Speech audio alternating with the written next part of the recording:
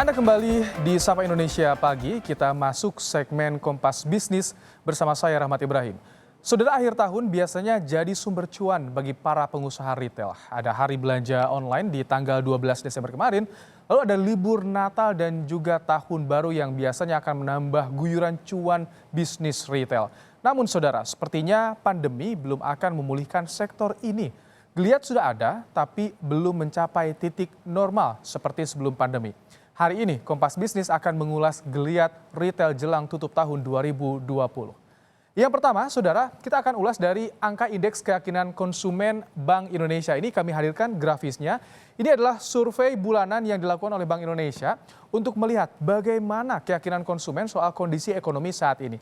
Kalau Anda lihat grafisnya, saudara, di bulan November ini, memang terjadi agak kenaikan, angkanya sebenarnya sudah membaik. Bahkan kalau dibandingkan pada bulan Mei 2020 ini, saat itu adalah titik terendah indeks keyakinan konsumen karena saat itu PSBB diberlakukan di berbagai kota besar di Indonesia. Namun kita lihat setelahnya, saudara, grafisnya di bulan Juni, Juli, Agustus ini indeks indeks keyakinan konsumen ini perlahan tapi pasti mulai meningkat meski masih jauh dari titik normal. Yakni kalau kita bandingkan titik normal di awal tahun atau di bulan Januari 2020.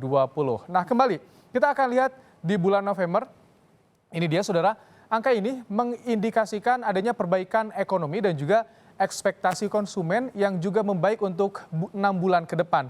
Meski, saudara, masih ada kontraksi terutama di sektor penghasilan dan juga ketersediaan tenaga kerja. Kemudian kami hadirkan Mandiri Institute yang membuat survei untuk melihat kondisi retail dan juga restoran sejak awal tahun hingga bulan Oktober 2020. Survei ini, saudara, dilakukan melalui live tracking. Kita lihat bersama, ini dia grafisnya kami hadirkan kepada Anda. Warna biru adalah grafis untuk restoran dan warna merah adalah grafis untuk retail. Kalau kita lihat memang grafis ini sejalan, ketika restoran naik maka retail juga ikut naik.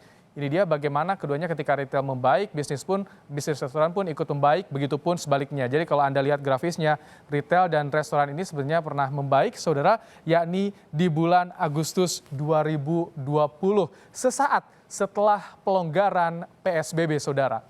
Ya, ini dia kami hadirkan bagaimana tapi kemudian turun karena PSBB kembali diperketat di bulan September dan juga Oktober 2020. Nah, saudara, memang hingga saat ini belum benar-benar pulih. Kemudian kalau kita lihat masih dari survei yang sama, kita juga bisa melihat bahwa di bulan Oktober ini kunjungan ke pusat perbelanjaan, supermarket, toko-toko lain dan juga toko-toko lainnya, kita lihat bersama.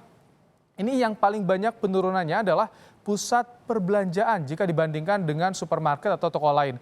Kalau kita bandingkan di periode September ke Oktober, Mandiri Institute, saudara, juga melihat secara data historis transaksi bahwa konsumen ini cenderung menaikkan nilai belanja tapi mengurangi frekuensi kunjungan ke tempat belanja. Jadi belanjanya besar tapi tidak sering. Nah, kemudian kalau kita lihat secara lokasi, saudara, di Jabodetabek pemulihan lebih cepat terjadi di kota satelit seperti Bekasi dan juga Tangerang.